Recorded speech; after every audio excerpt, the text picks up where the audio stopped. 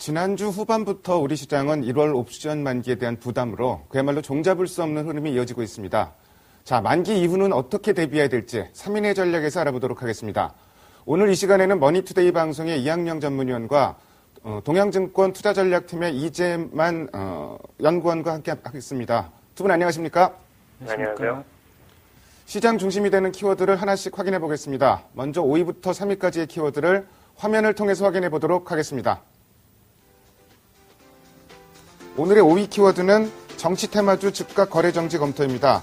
거래소에서는 투자 경고 종목이 선정되면 곧바로 거래를 중지하는 방안을 검토 중인 것으로 알려졌습니다. 정치 테마주는 하루 만에 다시 약세로 돌아섰습니다. 4위 키워드는 다우지수 5개월 내 최고입니다. 다우지수가 5개월여 만에 최고치를 기록하며 신용등급 강등 이전 수준을 회복했습니다. 관련 내용에 대해서 알아봅니다. 3위 키워드는 피치, 이탈리아 강등, 프랑스 유지 시사입니다. 피치에서는 프랑스의 신용등급을 연내 유지할 것을 시사했습니다. 반면 이탈리아에 대해서는 1월 중 강등 가능성을 언급했습니다. 미국 얘기부터 시작해 보겠습니다. 미국은 그야말로 낙관론 일세인 것 같습니다.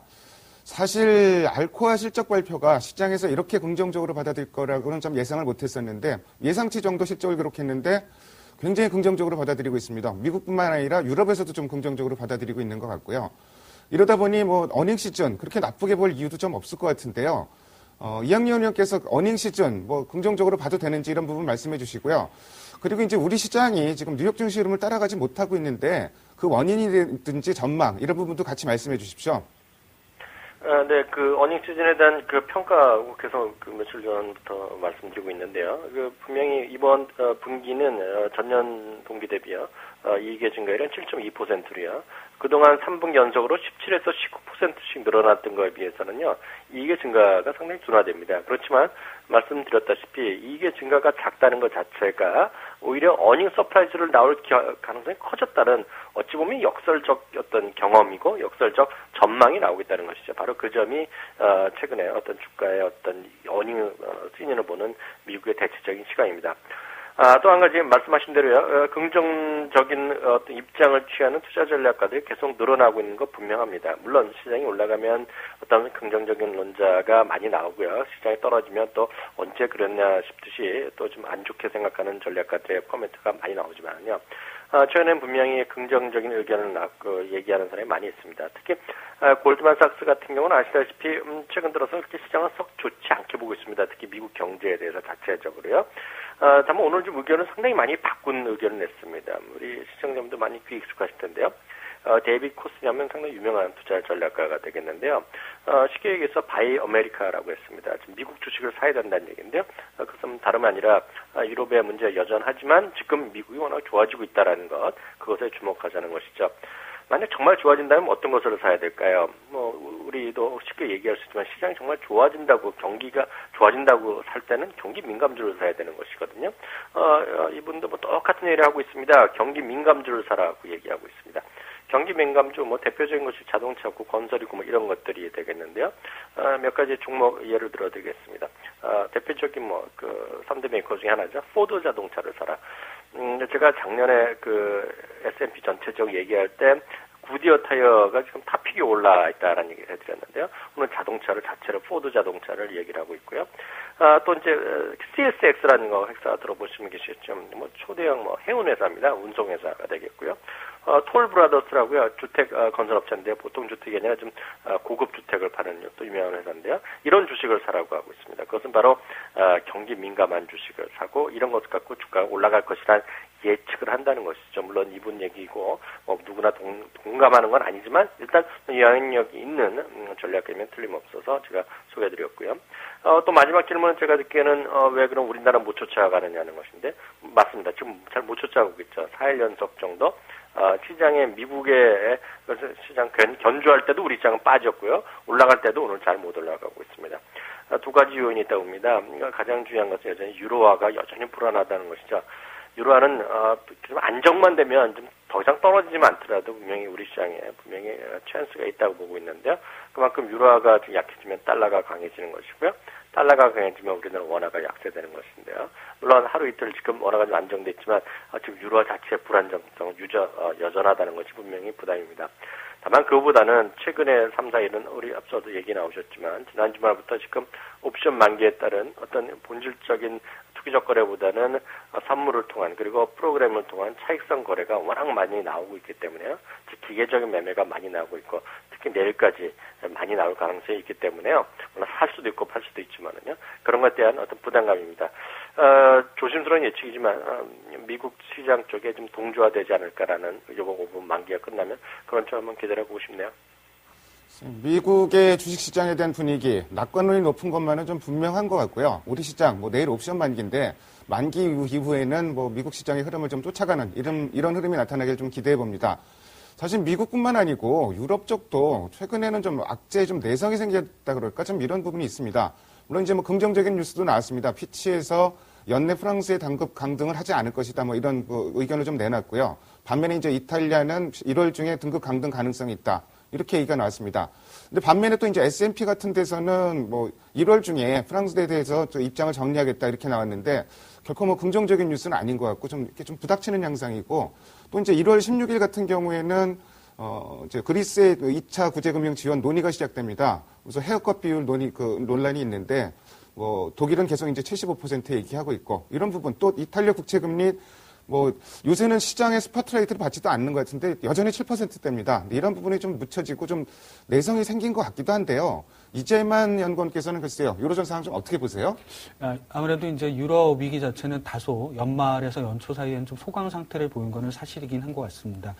그 사이에 미국의 경기 모멘텀이라든가 이런 부분들이 상당히 좀 부각이 되게 되면서 지수 자체도 크게 흔들림이 없었던 것도 맞다라고 판단을 하고 있습니다. 다만 실질적으로 보게 되면 유럽의 위기 자체는 다소 좀 수면 아래로 내려가 있는 상황이긴 합니다만 근본에 12일 날 있을 ECB의 통화 정책이라든가 그리고 12일에서 13일에 있을 스페인이라든가 이탈리아의 국채 발행 성공 여부에 따라서 다시 한번 이슈가 재부각될 가능성이 현재 시점으로서는 상당히 좀 높다라고 판단을 하고 있습니다. 특히 근본 ECB 통화 정책 회의 같은 경우에는 특별하게 기준금리 자체를 인하할 가능성은 상대적으로 좀 낮기 때문에 어떠한 코멘트를 할지에 대해서 상당히 좀 관심이 높아지고 있는 상황입니다. 현재는 은행에 대한 유동성 공급이라든가 이런 프로그램도 운용 중이긴 합니다만 시장에서 바라는 건 어떻게 보게 되면 ECB가 적극적으로 국채를 좀 매입해 주기를 바라는 상황이기 때문에 이 부분에 대한 충족 여부가 상당히 좀 중요할 거다라고 판단을 하고 있고요.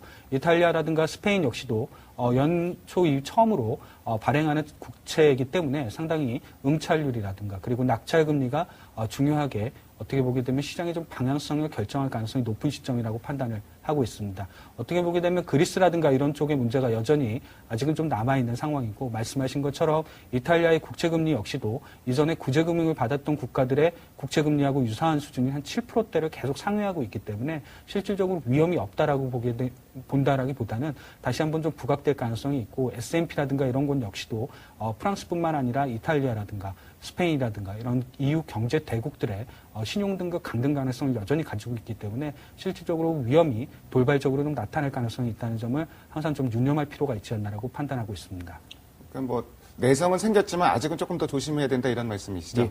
일단 유로존 문제 아직은 끝이 보이지 않는 건 사실이고요. 일단 주의 깊게 봐야 될 거는 내일 ECB 통화정책회의가 열리는데 어떤 코멘트가 나오는지 이런 부분을 좀 확인할 필요가 있을 것 같습니다. 다음으로 오늘의 2위 키워드를 화면을 통해서 확인해 보도록 하겠습니다. 오늘의 2위 키워드는 중국 춘절 관광객 4만여 명 추정입니다. 중국 춘절 연휴 22일에서 28일까지인데요. 공식적으로는 1주, 비공식적으로는 2주까지 이제 휴가가 있다고 얘기를 하고요. 4만여 명, 작년에 비해서 35% 정도 증가할 거로 예상이 됩니다. 이 부분 모멘텀도 일단 좀 기대를 해볼 필요가 있을 것 같고요. 반면에 이제 어제 중국에 12월 수출입 동향 발표가 됐는데 사실 무역수지 흑자 규모는 늘었지만 별로 그다지 좋지는 않습니다. 불황형 흑자, 그러니까 수출이 잘 돼서 흑자가 드는 게 아니라 수입이 대폭적으로 줄어들면서 이제 흑자가 나왔는데 사실 중국도 요새 전 세계 시장이 뭐가 나오면 좀 긍정적으로 해석하려는 경향이 강합니다. 이렇게 나오다 보니 중국 정책 기조가 변화하는 어떤 시그널로 봐야 되는 게 아니냐, 좀 이런 얘기도 나오는데요. 이재만 연구원께서 글쎄 중국 현재 경제 상황이라든지 정책 기조 변화 가능성 이런 부분 좀 같이 말씀해 주십시오. 아무래도 이제 중국은 어떻게 보면 유럽을 가장 대체할 수 있는 보완제적인 형태의 성격을 많이 가진 국가 중에 하나입니다. 특히나 최근에 아무래도 인플레이션 압력이 상당히 좀 둔화되는 모습하고 그리고 여기에 시중 통화 유동성 자체가 굉장히 급감하는 형태에서 지난 11월 말 지준율 인하로 인해서 다소 소폭 개선되는 모습 이런 것들을 가지고 굉장히 좀 중국을 긍정적으로 바라보는 시각이 많이 늘어나고 있는 것도 사실입니다. 여기에 중국 같은 경우는 아무래도 이제 정책이라든가 회의라든가 이런 부분이 상당히 좀 중요하게 작용을 하는데 7일날 폐막된 금융공작회의 같은 경우에서 앞으로의 통화 정책 자체를 선제적인 조치를 하겠다라는 즉 어떻게 보게 되면 현재의 긴축의 강도 정도를 다소 좀 완화할 수 있다는 여지를 상당 부분 남겨놨기 때문에 최근에 중국 증시가 상대적으로 빠르게 강세를 보였다는 게 좀 특징점 중에 하나고 국내 역시도 이 영향권 안에 들어갔기 때문에 실질적으로 철강 업종이라든가 화학 업종이 다른 업종들에 비해서 상대적으로 강세를 보였다는 게 좀 특징점 중에 하나가 아닐까라고 생각을 하고 있습니다. 실질적으로 중국은 춘절 전후로 해서 상당히 좀 자금의 수요가 몰리는 상황이기 때문에 이를 다소 완화시키고 해소하기 위해서 지준율을 인하할 가능성이 좀 상당히 좀 높은 시점이다라고 판단을 하고 있습니다. 충분히 단기적으로 보게 되면 중국발 모멘텀의 형성이 가능한 시점이라고 생각을 하고 있고 이전에 중국 수혜주들 즉 어떻게 보게 되면 철강이나 화학 그리고 최근에 부각되고 있는 중국 관련 소비 업종들도 상당히 좀 강세를 보일 가능성이 높다라고 현재로서는 판단을 하고 있습니다. 다만 중국도 한 가지 우려스러운 부분 중에 하나는 1분기를 시작으로 해서 어떻게 보면 중국의 경기 모멘텀이라든가 이런 부분들이 상당히 좀 둔화되는 모습을 많이 나타낼 가능성이 높다라고 생각을 하고 있습니다. 유럽발 이슈가 부정적으로 작용하는 구간에서 중국이라든가 미국의 경기 모멘텀이 꺾이게 되면 실질적으로 지수는 변동성이 높게 하락하는 양상을 보였다는 게 최근 2010년부터 지금까지의 모습 중에 하나입니다. 그렇기 때문에 실질적으로 조금 다소 위험성이 좀 있다고는 여전히 좀 판단을 하고 있고요. 중국의 모멘텀이 확실하게 좀 강화될 수 있는 시점은 오히려 지금보다는 3월 정도, 즉 어떻게 보게 되면 전인대가 끝난 이유로 인해서 정책이라든가 이런 게 모든 게 구체적으로 좀 가시화되는 시점에서 좀 가능하지 않을까라고 생각을 하고 있습니다. 뭐 어떤 관점으로 보느냐의 문제일 것 같은데요. 경기 둔화 일단 1분기 정도의 둔화 가능성이 있다. 반면에 이제 정책 기조는 변할 가능성이 있다. 이게 좀 상충하고 있는 흐름이고요. 일단 뭐 3월 이후에 어떤 뭐 방향성이 좀 나오지 않을까 이런 말씀을 해주셨습니다. 글쎄 뭐 춘절, 뭐 수요 당연히 뭐 예상을 해볼 수 있는데 일단 뭐 많이 온다 그러니까 국내 뭐 서비스 업체라든지 이런 거 좀 기대를 해봐도 될 것 같은데 이학년 의원께서는 중국 춘절 수요 어떻게 보세요? 네, 업계에서 예측한 거니까 맞겠죠. 35%나 뭐 많이들 놀러 온다니까. 뭐 항상 춘절 때도 그렇고요. 추석 때도 그렇고, 똑같은 얘기가 되는 것 같습니다. 당연히 뭐 여행 관련주 좋겠죠. 항공주, 당연히 좋겠죠. 호텔, 당연히 좋겠죠. 중국 사람들이 많이 쇼핑 가는 곳이 있으면 장사 잘 되는 거 당연하겠죠. 카지노 이런 거 잘 되겠죠. 다만 이런 것들이 전부 다 뉴스 모멘텀이 아닌가 싶네요. 물론 장기적으로 정말 실적이 좋아지는지 어쩐지는 정말 가봐야 하는 거죠. 물론 그런 거랑 상관없이 호텔신라 지금 잘 올라가는 건 충분히 이유도 있고요. 논리적으로 맞듣다고 보고 있습니다. 다만 이런 기조적인 어떤 상승 모멘텀까지 가겠느냐에 대해서는 약간은 좀 회의적인 시각도 갖고 있습니다. 항상 2, 3년째 똑같이 그 주가의 흐름을 한번 살펴보시면은요, 호텔신라도 마찬가지, 여행주 마찬가지인데요. 오히려 제가 봤을 때 단기 고점은 다음 주 정도가 아닌가 싶습니다. 실제로 중국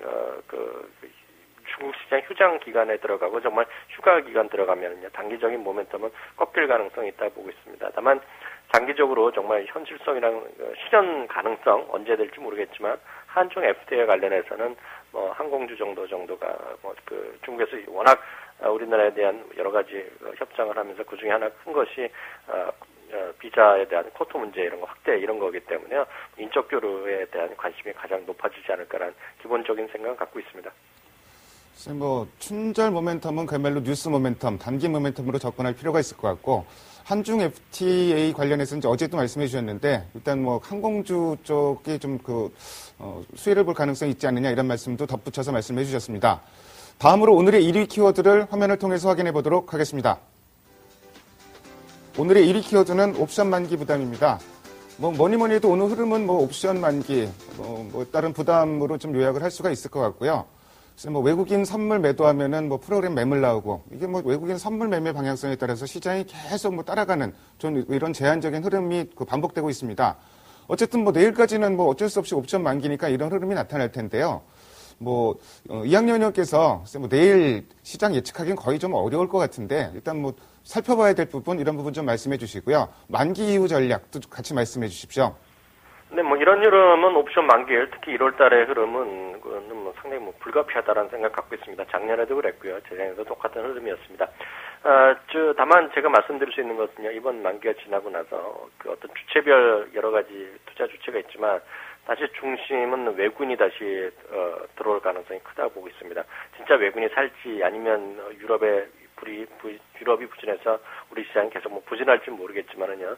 결국 키는 이제 국내 기관보다는 외국인이 방향성을 보여주지 않을까 싶습니다. 그 전까지는 뭐 내일이겠지만 여전히 지지선 1770 정도고요. 주식 비중은 70에서 80% 정도면 충분하다 보고 있습니다. 만기 이후에 외국인의 방향성, 지수가 올라가건 떨어지건 그와 반대 행동을 보이더라도 외국인에 따라 가야 되겠다 생각을 갖고 있습니다. 그것은 왜냐하면 미국 시장이 만약 정말 좋아지는데 외국인이 안 사거나 외국인이 팔면 시장은 어려워질 수도 있다는 약간의 그 걱정도 분명히 저는 갖고 있습니다.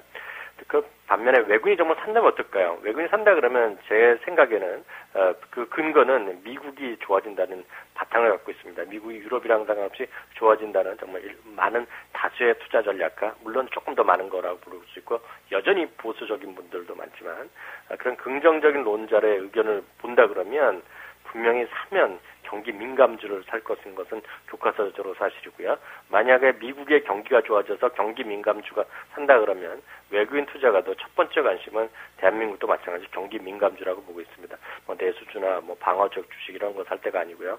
뭐 종종 테마성 이런 주식 뭐 상한가 들어왔다 하한가 들어왔다 난리치는 그런 주식이 아니라요. 경기 민감주의 대표 주자를 찾는 노력을 해야 될 것 같습니다. 일단 뭐 내일 옵션 만기에는 어느 정도 매물 부담은 좀 불가피할 것으로 예상하고요. 글쎄 뭐 그 부분은 어떻게 소화하는지가 좀 관건이 될 것 같습니다. 만기 이후에는 외국인의 매매 방향성에 주목해라. 외국인이 주식을 살 경우에는 경기 민감주가 그 대상이 될 가능성이 많다. 이런 말씀도 해주셨고요. 자, 근데 연초부터 뭐 내일 만기긴 하지만 현재까지 흐름을 보면은 매수 주체도 없고 뚜렷한 주도주도 사실은 찾기가 좀 어렵습니다. 이재만 연구원께서는 글쎄요, 그 만기 이후에는 좀 이런 흐름이 변할 수 있을지 그런 부분 좀 말씀해 주시고요. 그리고 전체적인 전략도 같이 말씀해 주십시오. 우선 어쨌거나 거래량이라든가 거래 주체가 좀 부재하다는 사실은 어떻게 보게 되면 유럽의 이슈라든가 돌발적인 악재에 대해서는 항상 투자자들이 대비하고 경계하는 모습을 아직까지 갖고 있다라고 판단을 하고 있는 상황입니다. 전반적으로 보게 되면 유럽은행들은 유럽은행 감독청에 1월 말까지는 어떻게 보게 되면 자기 자본 확충 계획서를 제출을 해야 됩니다. 그리고 2월 달에는 현재 신용등급 강등이 상대적으로 강하게 예상되는 이탈리아의 국채가 만기가 좀 집중되어 있는 상황입니다. 이렇게 되게 되면 실질적으로 유럽발 리스크는 어떻게 보게 되면 1월에서 2월 정도가 상당히 크게 고조될 가능성이 있고 이 상황에서 지수가 하방성 압력이 좀 강한 변동성 높은 장세를 형성할 가능성이 여전히 좀 높다라고 판단을 하고 있어서 다소 시장은 조금 보수적인 접근 전략을 펴서 나가는 게 맞다라고 판단을 하고 있고요. 전략이라고 하고 업종의 선택이라든가 이런 거를 할 때는 전체적으로 가장 강하게 조금 모멘텀을 중기적으로 좀 이어갈 수 있는 부분에 대해서 관심을 가질 필요가 있지 않나라고 생각을 하고 있습니다. 지금은 중국 쪽의 모멘텀보다는 아무래도 미국의 경기라든가 이런 부분의 모멘텀이 실질적으로 좀 더 빠르게 가시화된 부분이 더 많다라고 생각을 하고 있고 이 부분에 집중을 할 필요가 있다라고 여전히 생각을 하고 있습니다. 당연히 미국 경기 쪽에 가장 좀 민감도가 높게 움직일 수 있는 IT 업종, 특히 전자부품이나 디스플레이 업종 쪽에 조금 관심을 갖고 지켜보는 전략이 좀 필요할 거라고 판단을 하고 있고요. 최근에 이익 쪽이라든가 이런 쪽에 추정치가 좀 빠르게 상향 조정되고 있는 항공업종이라든가 이런 쪽도 상대적으로 좀 유리한 위치를 점할 수 있는 투자 전략이 아닐까라고 생각을 하고 있습니다. 아무래도 뭐 1, 2월 중에 유럽발 리스크는 뭐 거의 그 피크가 될 것 같은데 이 고비를 넘길 때까지는 좀 방어적으로 접근할 필요도 있겠고 경기 측면에서는 중국보다는 역시 미국을 봐라. 그래서 미국 관련해서는 IT와 항공주 정도 말씀을 해주셨습니다. 지금까지 5가지 키워드를 통해서 시장 흐름을 살펴봤습니다. 오늘 두 분 말씀 잘 들었습니다. 감사합니다. 감사합니다.